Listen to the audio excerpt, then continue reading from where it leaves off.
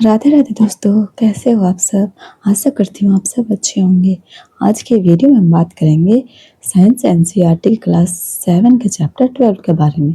आज के वीडियो में हम सिर्फ इस चैप्टर का डिस्कशन करेंगे और अगली वीडियो में हम इसके अभ्यास के प्रश्न और इस चैप्टर से जितने भी प्रश्न बनेंगे वो करेंगे।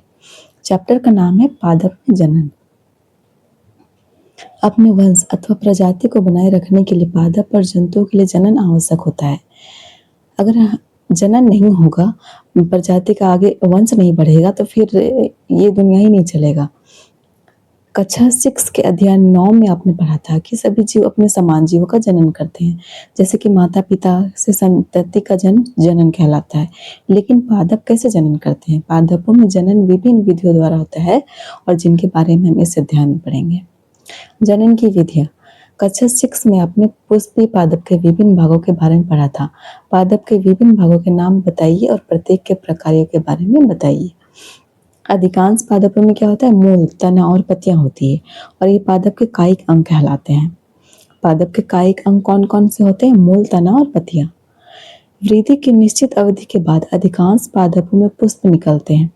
आपने बसंत ऋतु में आम के वृक्षों को पुष्पित होते हुए देखा होगा और यही पुष्प बाद में क्या होता है? आम के उन रसीले फलों को निर्मित करते हैं, जिनका आनंद हम गर्मी में उठाते हैं। हम फलों को खाते हैं और सामान्यतः बीजों को फेंक देते हैं। बीज अंकुरित होकर नया पादप बनाते हैं। यदि ऐसा है तो पादप में पुष्पों की क्या भूमिका है? पुष्प पादप में जनन का कार्य करते हैं। पुष्प का क्या काम है? पुष्प पादप में जनन का कार्य करते हैं और वास्तव में पुष्प पादप के जनन अंग ही होते हैं। पुष्प क्या होते हैं? पादप के जनन अंग होते हैं और इसी के द्वारा मतलब पुष्प के द्वारा ही जनन का कार्य होते हैं। किसी पुष्प में केवल नर जनन अंग अथवा मादा जनन अंग या फिर दोनों ही जनन अंग हो सकते हैं। किसी किसी पुष्प में क्या होता है कि ओनली आपका नर जनन अंग भी हो सकता है अथवा मादा भी हो सकता है या फिर दोनों हो सकता है। पादप अनेक विधियों द्वारा अपनी संतति उत्पन्न करते हैं। इनमें जनन 2 प्रकार से होता है, अलैंगिक जनन और लैंगिक जनन। पादप कितने प्रकार से जनन करते हैं? लैंगिक के द्वारा भी और अलैंगिक के द्वारा भी। अलैंगिक जनन में क्या होता है? अलैंगिक जनन में होता है कि पादप बिना बीजों के ही लैंगिक जनन में क्या होता है? पादप बिना बीज के ही नए पादप को उत्पन्न करते हैं, जबकि लैंगिक जनन में नए पादप बीजों से प्राप्त होते हैं। अलैंगिक में पादप बिना बीज के ही उत्पन्न हो सकते हैं और लैंगिक में बीज से प्राप्त होते हैं। अलैंगिक जनन। अलैंगिक जनन में नए पादप बीजों अथवा बीजाणुओं के उपयोग के बिना ही उगाए जाते हैं। पहले यह समझती थी कि नए पादप सदैव बीजों से ही उगते हैं। पहले हम लोग भी सोचते थे जब छोटे थे तो कि जो बीज उगते हैं, नए पादप जो जन्म लेते हैं, वो हमेशा बीज से ही उगते हैं। लेकिन उसने कभी गन्ना, आलू और गुलाब के बीज नहीं देखे थे। वह जानना चाहती है कि ये पादप जनन कैसे करते हैं। कायिक प्रवर्धन।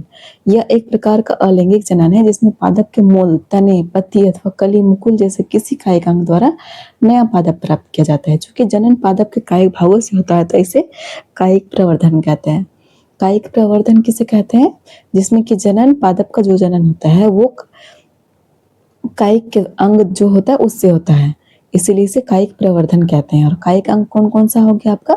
जैसे पादप का मूल हो गया, तना हो गया, पत्ती और अथवा कली, मुकुल होता है। क्रियाकलाप 12.1। गुलाब अथवा चंपा के पौधे की एक शाखा को उसकी पर्व संधि से काटिए। पर्व संधि तने या शाखा का वह भाग है जहां से पत्ती निकलती है। पर्व संधि क्या है? तना या फिर शाखा का वह भाग होता है जहां से पत्ती निकलती है। चित्र 12.1 हम देखेंगे। शाखा के इस टुकड़े को कर्तन या कलम कहते हैं। जो कटा हुआ भाग है 12.1 में, हाँ ये देख सकते हैं आप कि किसी गुलाब के तने की कलम से जनन, इसको क्या कहते हैं? इसको शाखा या फिर कलम कहते हैं। अब कलम को मिट्टी में दबा दीजिए। कलम को प्रतिदिन पानी दीजिए और इसकी वृद्धि को देखिए। नोट कीजिए कि जड़ मूल के निकलने और नई पत्तियों के निकलने में कितने दिन लगे। इसी क्रियाकलाप को जल से भरे पात्र में मनी प्लांट का पौधा उगाकर दोहराइए और अपने परीक्षणों को नोट कीजिए। अब आप जान गए कि पादप के नए मतलब नया पादप उगाने के लिए आपको बीज की जरूरत नहीं पड़ रहा है। इसमें से जो गुलाब का फूल है इसमें उसका आपका शाखा ही काट दिया जाता है, उसमें से आप अगर उसको मिट्टी में लगा देंगे तो वो निकल जाता है उसमें। इसी क्रियाकलाप को जल से भरे मनी प्लांट से भी करना है। और आपने पुष्प कलिकाओं से पुष्प को खिलते देखा है होगा। पुष्प कलिकाओं के अतिरिक्त पत्तियों के कच्छ, पत्ती के पर्व संधि से जुड़ाव का बिंदु में भी कलिकाएं मुकुल होती है। ये कलिकाएं प्ररोह अंकुरों के रूप में विकसित होती है और कायिक कलिकाएं कहलाती है। जैसे आप आलू में देख सकते हैं कि कली में एक छोटा तना होता है जिसके चारों ओर अपरिपक्व एक पत्तियां एक दूसरे के ऊपर अध्यारोपित रहती है। कायिक कलिकाएं भी नए पादप को जन्म दे सकती हैं। चित्र में आप देख सकते हैं इमेज में कि आलू की आंख से अंकुरित होता पादप। अगर आप ऐसे अंकुरित होता हुआ आलू लगा देंगे तो इससे क्या होगा, फिर वही पौधा निकलेगा। इसमें भी आलू का भी बीज नहीं होता है। क्रियाकलाप 12.2 एक ताजा आलू लीजिए, आवर्धक लेंस की सहायता से इस पर पड़े छत चिन्हों को देखिए। आपको इनमें कलिका या कलिकाएं दिखाई दे सकती हैं। छत चिन्ह को आंख भी कहते हैं, जो आलू में दिखा गया है, जो निकला हुआ है उसको। आलू के कुछ टुकड़े काटिए जिनमें से प्रत्येक में एक आंख अवश्य हो और उन्हें मिट्टी में दबा दीजिए। उस स्थान पर कुछ दिनों तक पानी डालते रहिए जहां आपने आलू के टुकड़े को मिट्टी में दबाया था। कुछ दिनों बाद आलू के टुकड़ों को खोद कर निकाल लीजिए और आप क्या देखते हैं कि इसी प्रकार आप अदरक अथवा हल्दी भी उगा सकते हैं। अदरक का एक टुकड़ा है जिसमें से नए पादप अंकुरित हो रहे हैं। ब्रायोफिलम पत्थर चट्टा जो होता है, जो जिसका अगर स्टोन हो गया है वो उसमें खाया जाता है। पत्थर चट्टा का जो पत्ता होता है वो, तो पत्थर चट्टा में क्या होता है कि पत्ते के किनारे गर्त में कलिकाएं होती है। यदि इस पादप की पत्ती भी अगर आर्द्र मृदा पे गिर जाए तो क्या प्रत्येक कलिका मुकुल नए पादप को जन्म दे सकती है। पत्थर चट्टा में क्या होता है कि पत्ती भी अगर उसका गिर जाएगा जमीन में, ये मिट्टी में, तो उससे भी नए पादप निकल सकता है। कुछ पादपों की जड़ें मूल भी नए पादप को जन्म दे सकती है। उदाहरण के लिए शकरकंद और डालिया डहेलिया। ब्रायोफिलम की पत्ती जिसके किनारे पर कलिकाएं होती है और उससे नए पादप निकल सकते हैं। कैक्टस कैक्टस जैसे पादप के वे भाग जो मुख्य पादप से अलग विलग्न हो जाते हैं और नए पादप को जन्म दे सकते हैं। प्रत्येक विलग्न भाग नए पादप के रूप में वृद्धि कर सकते हैं। कैक्टस में क्या होता है कि अगर वो काट दिया गया और उससे अलग भी हो गया तो नए पादप को जन्म दे सकता है। जैसे कि आपने एलोवेरा को देखा होगा, एलोवेरा को अगर काट के भी आप जमीन में लगा देते हैं तो उससे भी नया पादप जन्म दे सकता है। बुझो जानना चाहता है कि क्या कायिक प्रवर्धन का कोई लाभ है। कायिक प्रवर्धन द्वारा पादप कम समय में उगाए जा सकते हैं। बीजों से उगाए जाने वाले पादप की अपेक्षा कायिक प्रवर्धन द्वारा उत्पन्न पादपों में पुष्प और फल कम अवधि में ही आ जाते हैं। जो हम पादप लगाते हैं बीज के द्वारा, उसके अकॉर्डिंग क्या होता है कि आप कायिक प्रवर्धन में जो लगाएंगे पादप, उसमें फल और कम अवधि में ही आ जाता है। जैसे कि अगर हम बीज के द्वारा कोई चीज़ लगाते हैं तो उसमें ज़्यादा टाइम लगता है, लेकिन आप कायिक प्रवर्धन के द्वारा आप लगाते हैं पादप में तो उसमें पुष्प और फल कम टाइम में आ जाता है। और नए पादप जनक पादप की यथार्थ प्रतिलिपि होते हैं क्योंकि वे एक ही जनक द्वारा उत्पन्न होते हैं। इस अध्याय में आगे आप पढ़ेंगे कि इसके विपरीत लैंगिक जनन द्वारा उत्पन्न होने वाले पादप में माता पिता जनक दोनों के गुण होते हैं। लैंगिक जनन के परिणाम स्वरूप पादप बीज उत्पन्न करते हैं। जो लैंगिक जनन होता है उसमें क्या होता है, बीज उत्पन्न करते हैं।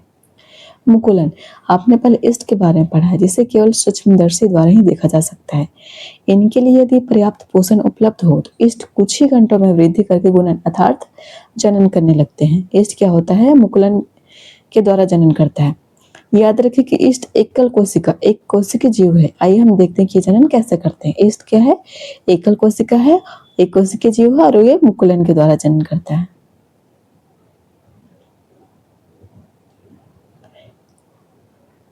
क्रियाकलाप 12.3 शिक्षक शिक्षिका द्वारा प्रदर्शित किए जाने के लिए बेकरी से ईस्ट केक अथवा केमिस्ट की दुकान से ईस्ट पाउडर खरीद ले और चुटकी भर ईस्ट लेकर इसे किसी ऐसे पात्र में रखिए जिसमें कुछ जल हो। इसमें एक चम्मच शक्कर डालकर उसे जल में घोल ले। अब उस पात्र को किसी कमरे के गर्म भाग में रखिए। 1 घंटे के पश्चात इस द्रव की एक बूंद कांच की स्लाइड पट्टी पर रखकर सूक्ष्मदर्शी में देखिए आपको क्या दिखाई देता है। आप नई ईस्ट कोशिकाओं को देख सकते हैं। ईस्ट में मुकुलन द्वारा जनन होता है। ईस्ट में आप देख सकते हैं कि एक ईस्ट है, उसमें से आपका विकसित हो रहा है मुकुल के द्वारा और फिर उसमें नवीन मुकुल हो रहा है और ऐसे ही देख सकते हैं कि इसका श्रृंखला बन गया नया नया। ईस्ट कोशिका से बाहर निकलने वाले छोटे बल्ब जैसे प्रवर्त मुकुल या फिर कली कहलाता है। ईस्ट में जो बाहर जैसे देख सकते हैं पिक्चर में कि कली निकला हुआ है उसको मुकुल या फिर कली कहते हैं। मुकुल क्रमशः वृद्धि करता है और जनक कोशिका से विलग होकर एक नई कोशिका बनाता है, नई इष्ट कोशिका बनाता है। वो क्या होता है, जो मुकुल है, कली दिख रहा है, वो अलग हो जाता है और एक नया इष्ट बन जाता है और नई इष्ट कोशिका विकसित होकर परिपक्व हो जाती है और फिर नई इष्ट कोशिकाएं बनाती है। जैसे कि पहला के द्वारा उसमें मुकुल निकला था और नया अलग होकर वो नया बना, इसी तरह उससे भी अलग होकर और नया बनेगा। कभी कभी नवीन मुकुल से नए मुकुल विकसित हो जाते हैं जिसमें एक मुकुल श्रृंखला बन जाती है। यदि यह प्रक्रम चलता रहे तो कुछ ही समय में बहुत अधिक संख्या में इष्ट कोशिकाएं बन जाती हैं। अब खंडन के द्वारा देखेंगे। खंडन से क्या होता है, खंडन से कौन सा वृद्धि होता है, किसका वृद्धि होता है। आपने तालाबों अथवा ठहरे हुए पानी के अन्य जलाशयों में हरे रंग के अवपंखी गुच्छे फिसलनदार तैरते हुए देखे होंगे। ये शैवाल होते हैं। आपने अक्सर तालाब में देखा होगा कि पानी वहां तो जमा रहता है तो ग्रीन ग्रीन पूरा, कभी कोई तालाब में पूरा पानी भर जाता है जिसमें यूज नहीं होता है वहां पे, तो पूरा पूरा शैवाल का उसमें पूरे तालाब में ही भर जाता है। इसको क्या बोलते हैं, स्पाइरोगेरा यानी शैवाल। स्पाइरोगेरा शैवाल कैसे जनन करता है, खंडन के द्वारा। ये शैवाल है, जब जल और पोषक तत्व उपलब्ध होते हैं तो शैवाल वृद्धि करते हैं और तेजी से खंडन द्वारा गुणन करते हैं। शैवाल दो या अधिक खंडों में विखंडित हो जाते हैं और ये खंड अथवा टुकड़े नए जीवों में वृद्धि कर जाते हैं। यह प्रक्रम निरंतर चलता रहता है। कुछ ही समय में शैवाल एक बड़े क्षेत्र में फैल जाते हैं। तो आपने तालाब में देखा होगा अगर गांव में रहते होंगे तो, कि पूरा तालाब शैवाल से भर जाता है और वो फिर यूज नहीं होता है। मतलब उसमें कहीं कोई जगह ही नहीं बचता है कि वो पानी के लिए वहां पे जगह बच सके, आदमी उसमें नहा सके या फिर कुछ हो सके। बीजाणु निर्माण। अध्याय 1 में आपने पढ़ा था कि डबल रोटी में वायु में उपस्थित बीजाणु से कवक उग जाते हैं। क्रियाकलाप 1.2 को दोहराइए और डबल रोटी पर रुई के जाल में बीजाणुओं को देखिए। जब बीजाणु निर्मुक्त होते हैं तो ये वायु में तैरते रहते हैं। चूंकि ये बहुत हल्के होते हैं इसलिए लंबी दूरी तक जा सकते हैं। चित्र 12.7। बीजाणु अलैंगिक जनन ही करते हैं। बीजाणु क्या होता है, अलैंगिक जनन करते हैं और प्रत्येक बीजाणु उच्च ताप और निम्न आर्द्रता जैसी प्रतिकूल परिस्थितियों। कवक में बीजाणु द्वारा जनन। कवक जाल, बीजाणु धनु, बीजाणु।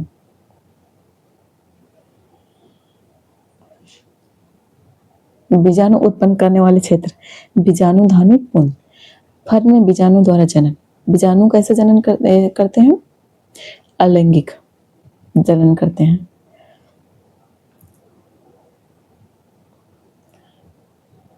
प्रत्येक बीजाणु क्या होता है, उच्च ताप और निम्न आर्द्रता जैसे प्रतिकूल, मतलब आर्द्र स्थिति, आर्द्र वाला नमी वाला क्षेत्र रहेगा वहां पे बीजाणु उगता है। उसमें क्या होता है, प्रत्येक बीजाणु उच्च ताप और निम्न आर्द्रता जैसी प्रतिकूल परिस्थितियों को झेलने के लिए कठोर सुरक्षात्मक आवरण से ढका रहता है, इसलिए लंबे समय तक जीवित रह सकते हैं।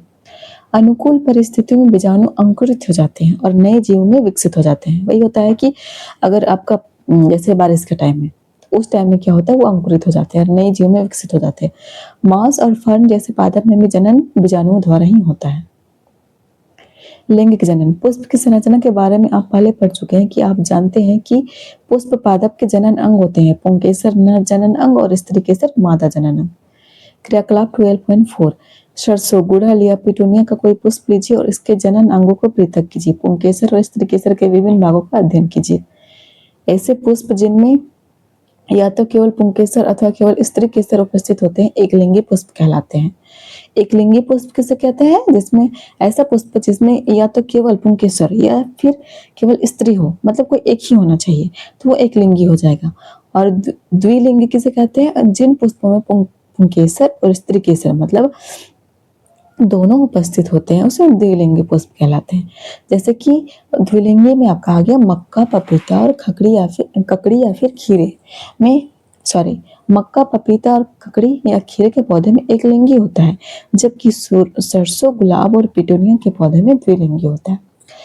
एक लिंगी में किस में होता है, मक्का, पपीता, ककड़ी या फिर खीरा में, और द्विलिंगी में किस में होता है, सरसों, गुलाब और पिटूनिया जैसे पौधों में।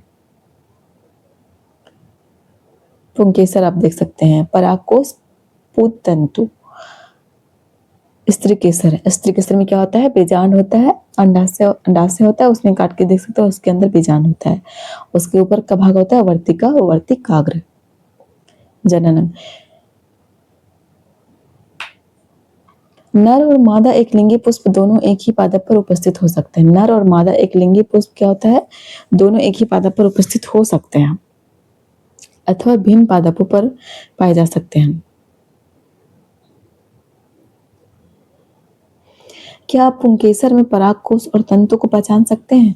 परागकोश में परागकण होते हैं जो नर युग्मकों को बनाते हैं। परागकोश में क्या होता है, परागकण जो कि नर युग्मकों को बनाते हैं। स्त्री केसर में क्या होता है, वर्तिकाग्र, वर्तिका और अंडाशय। अंडाशय में एक या अधिक बीजांड होते हैं, जो आप चित्र में देख सकते हैं। अंडाशय है और बीजांड के अंदर देख सकते हैं कैसा है, और वर्तिका और वर्तिकाग्र होता है स्त्री केसर में। अंडाशय में एक या अधिक बीजांड होते हैं। मादा युग्मक अथवा अंड का निर्माण बीजांड में होता है। लैंगिक जनन में नर और मादा युग्मकों के युग्मन से युग्मज बनता है। युग्मज में कैसे बनता है, लैंगिक जनन में नर और मादा युग्मकों के युग्मन से। बोझो जानना चाहता है कि परागकण में उपस्थित नर युग्मक किस प्रकार बीजांड में उपस्थित मादा युग्मक तक पहुंचता है।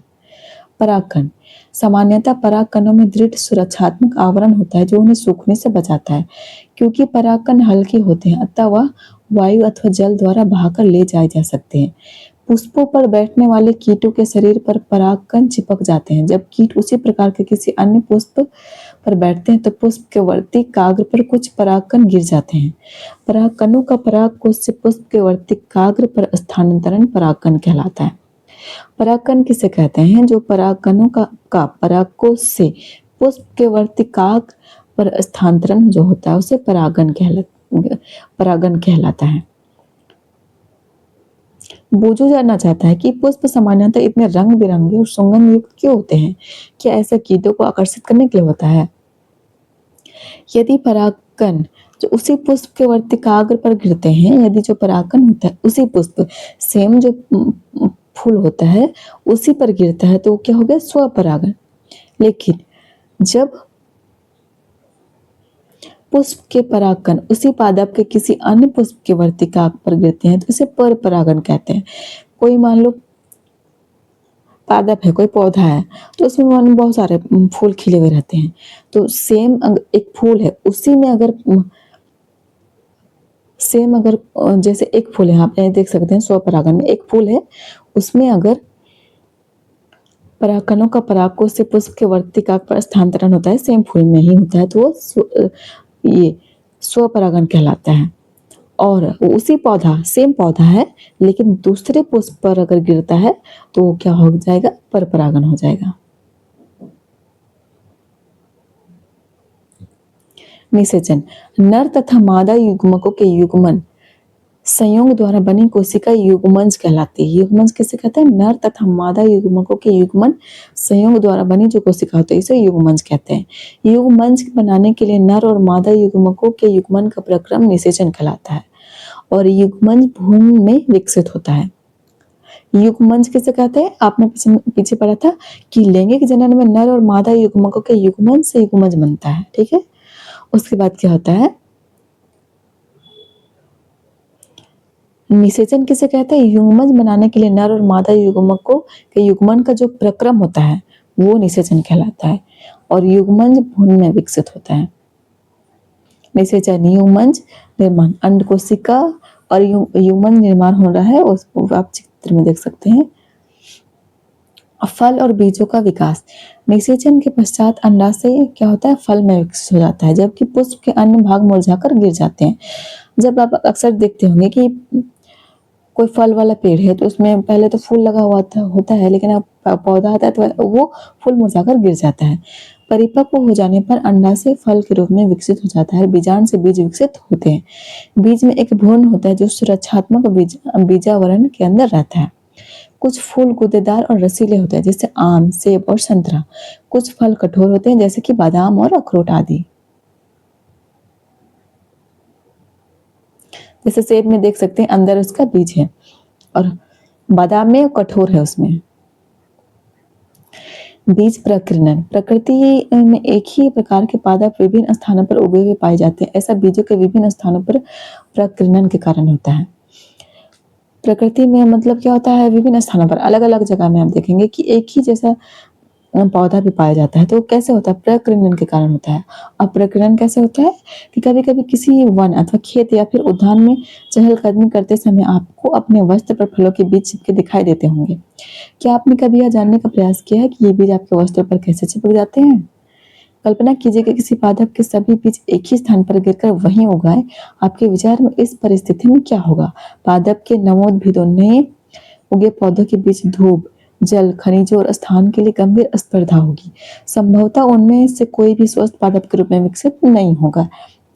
अगर आप एक ही जगह पे कोई पौधा मतलब उसमें जगह भी नहीं है, उसमें आप स्पेस भी नहीं छोड़ते हैं, तो एक ही जगह आप लगा देंगे तो उनके बीच क्या हो जाएगा? उनके बीच भी स्पर्धा होगा धूप, जल और खनिज के लिए। तो ऐसे में क्या होगा कि कोई भी पौधा स्वस्थ नहीं उगेगा। इसलिए हम क्या होता है कि थोड़ा-सा दूर-दूर लगाना चाहिए। संभवतः उनमें से कोई भी क्या होगा, स्वस्थ पादप के रूप में विकसित नहीं होगा और पादपों को बीजों के प्रकीर्णन से लाभ होता है। इसलिए कहा जाता है कि बीज प्रकीर्णन से पौधों को लाभ होता है, क्योंकि अगर मान लो बीज प्रकीर्णन कैसे होता है, अगर हम मेरे कपड़े में कोई पौधे का कुछ चिपक गया है और हम कहीं जा रहे हैं, वहां दूसरी जगह पे गिर गया तो वहां पौधा निकल गया, तो उसी तरह होता है। और भी तरीके से हो सकता है। इसमें से एक प्रकार है कि पादप के नवोद्भिद में सूर्य के प्रकाश, जल और खनिजों के लिए परस्पर स्पर्धा की संभावना कम हो जाती है। अगर प्रकीर्णन होता है, अलग अलग जगह पे पौधे अगर उगते हैं तो उसमें से सूर्य के प्रकाश, जल और खनिजों के लिए जो उनके बीच आपस में स्पर्धा होती है वो कम हो जाती है और प्रकीर्णन पादप को व्यापक क्षेत्र में वितरित होने में सहायक होता है। अगर एक ही जगह आप पौधा लगा देंगे तो फिर उसको फैलने में, जड़ को भी फैलने में दिक्कत होगा और ना उसको अच्छे से पानी मिल पाएगा, ना सूर्य की रोशनी मिल पाएगी। उसमें मतलब हर एक पौधे में कंपटीशन क्या स्पर्धा हो जाएगी कि किस पौधे को कितना क्या मिल रहा है, खनिज मिल रहा है, नहीं खनिज अच्छे से मिल पाएगा, ना सूर्य की रोशनी मिल पाएगा, तो वो फिर अच्छे से कैसे विकसित होंगे। इसलिए प्रकीर्णन जरूरी होता है ताकि वे नए आवासों में अपनी पकड़ बनाने में समर्थ हो सके। बीज जैसे कि सहजिन, ड्रमस्टिक और द्विफल मेपिल के बीज। बीज अपंख। प्रकृति में पादप के फलों और बीजों का प्रकीर्णन पवन, जल और जंतुओं द्वारा होता है। प्रकीर्णन कैसे होता है प्रकृति में, पूछा जाएगा क्वेश्चन, तो कैसे होता है? पवन के द्वारा हो सकता है, हवा के द्वारा हो सकता है, जल के द्वारा हो सकता है, जंतुओं के शरीर में अगर कोई चीज चिपक गया और दूर जाके कहीं गिरा हुआ है तो उसके द्वारा भी हो सकता है, जैसे कि सहजिन, ड्रमस्टिक द्वारा तथा द्विफल मेपिल जैसे पादप के पंख युक्त बीज, घासों के हल्के बीज अथवा आक, मदार के रोम युक्त बीज और सूरजमुखी के रोम युक्त फल पवन के साथ उड़कर सुदूर स्थानों तक चले जाते हैं। जैसे सहजन और द्विफल मेपल के बीज देख सकते हैं, पंख जैसा है तो वो उड़ के भी जा सकता है, तो उसके बाद उड़ के जाएगा तो दूसरे स्थान पर वहां पे उग जाएगा। और कुछ कुछ फल जल द्वारा प्रकीर्णित होते हैं, जैसे बीज अथवा जल के आवरण स्पंजी अथवा तंतुमय होते हैं। जो जल द्वारा प्रकीर्णन होता है जिनका, वो कैसे होते हैं? स्पंजी अथवा तंतुमय होते हैं, ताकि वे जल में प्लवन तैरते करते एक स्थान से दूसरे स्थान तक जा सके। उदाहरण के लिए नारियल। कुछ बीज जंतुओं द्वारा प्रकीर्णित होते हैं, कुछ बीज क्या होता है जंतुओं द्वारा भी प्रकीर्णित होते हैं, जैसे कि कंटकी, कांटेदार बीज जिनमें हुक जैसी संरचनाएं होती है और जिससे बीज जंतु के शरीर से चिपक जाते हैं और दूरस्थ स्थानों तक ले जाए जाते हैं। इसके उदाहरण है यूरेना एवं जेंथियम। यूरेना और जेंथियम क्या होता है, जंतु के शरीर में चिपक जाता है और दूर स्थान में जाके फिर वो उगता है। कुछ पौधों के फल झटके के साथ फट जाते हैं, जिससे उसके अंदर स्थित बीज प्रकीर्णित हो जाते हैं। बीज जनक पादप से दूर जाकर गिरते हैं। एरंड और बालसम के पादप में ऐसा ही होता है। कुछ फल क्या होता है, झटके से टूटता है तो वो एक ही स्थान पे तो नहीं गिरेगा, दूर दूर गिरेगा, तो फिर दूर ही जाके वो उगेगा। तो प्रकीर्णन कैसे कैसे हो सकता है? पवन के द्वारा, जल के द्वारा, जंतुओं के द्वारा या फिर झटके से जो फटता है उसके द्वारा हो सकता है। इस चैप्टर से आपने क्या सीखा कि सभी जीव अपनी किस्म को बनाए कर रखने के लिए जनन या फिर गुणन करते हैं। पादप में जनन कितने प्रकार का होता है? पादप में जनन दो प्रकार से होता है, अलैंगिक और लैंगिक। अलैंगिक जनन की कुछ विधियां खंडन, मुकुलन, बीजाणु निर्माण और कायिक प्रवर्धन है। अलैंगिक में क्या आ जाएगा आपका? खंडन के द्वारा होगा, मुकुलन के खंडन के द्वारा क्या आ जाएगा आपका शैवाल होता है, मुकुलन से आपका ईस्ट हो जाएगा, बीजाणु द्वारा निर्माण और कायिक प्रवर्धन होता है। लैंगिक जनन में नर और मादा युग्मकों का युग्मन होता है। लैंगिक जनन में क्या होता है, नर और मादा युग्मकों का युग्मन। कायिक प्रवर्धन में पत्तियां, तना और मूल जैसे कायिक भागों से नए पादप उगाए जाते हैं। कायिक प्रवर्धन से कैसे नए पौधे का विकास होता है, विकसित होता है? पत्ती से भी, जैसे ब्रायोफिलम पत्थर चट्टा का पढ़ा था आपने, तना से भी हो सकता है, जैसे कि आपने इसका पढ़ा था गुलाब का डंठल काट देने से, शाखा उसका काट देने से वो नया पौधा में विकसित होता है। और मूल के द्वारा, जैसे कि आपने पढ़ा था अदरक और फिर आलू के बारे में। पुष्प पादप का जनन अंग होता है। एक लिंगी पुष्प में या तो नर अथवा मादा जनन अंग होते हैं। एक लिंगी में क्या होता है, या फिर ओनली आपका नर हो सकता है या फिर मादा ही हो सकती है, कोई एक ही हो सकता है। और द्विलिंगी में क्या होता है, द्विलिंगी में दोनों होना चाहिए, नर और मादा। नर युग्मक पराग कणों के अंदर और मादा युग्मक बीजाणु में पाए जाते हैं। नर युग्मक पराग कणों के अंदर और मादा युग्मक बीजाणु में पाए जाते हैं। नर युग्मक कहाँ पाए जाते हैं, पराग कणों के अंदर, मादा और कहाँ पाए जाते हैं, बीजाणु में। किसी पुष्प के पराग को से उसी पुष्प अथवा किसी अन्य पुष्प के वर्तिकाग्र तक परागकणों के स्थानांतरण का प्रक्रम परागकण कहलाता है। परागकण किसे कहते हैं कि कोई भी पुष्प के पराग को से उसी पुष्प, सेम जो पुष्प है, अथवा किसी अन्य पुष्प के वर्तिकाग्र पर परागकणों के स्थानांतरण होता है, उसे परागण कहलाते हैं। परागण दो प्रकार का होता है, हमने पढ़ा था स्वपरागण और परपरागण। स्वपरागण में क्या होता है कि कोई एक पौधा है, उसमें बहुत सारे फूल है, तो उसमें अगर एक फूल है, उसी में अगर उसी के वर्तिकाग्र पर अगर गिरता है तो स्वपरागण हो जाएगा। और अगर परपरागण किसे कहते हैं, सेम पौधा है, एक ही पौधा है, उसमें से दूसरे पुष्प में अगर गिरे तो वो परपरागण हो जाएगा। और स्वपरागण में परपरागण के पराग को से उसी पुष्प के वर्तिकाग्र पर स्थानांतरित होता है, ये हो गया। और परपरागण में क्या होता है, एक पुष्प के पराग को से उसी प्रकार के दूसरे पुष्प के वर्तिकाग्र पर स्थानांतरित होता है। परागण, परागण पवन, जल और कीटों के द्वारा हो सकता है। अभी हमने पढ़ा कि परागण कैसे कैसे होता है, प्रकीर्णन पवन, जल और कीटों के द्वारा हो सकता है। नर और मादा युग्मकों का युग्मन निषेचन कहलाता है। निषेचन किससे कहते हैं, नर और मादा युग्मकों का युग्मन जो होता है उसे निषेचन कहलाते हैं। और निषेचित यह अन्य युग्मंज कहलाता है। युग्मंज का विकास गुण में होता है।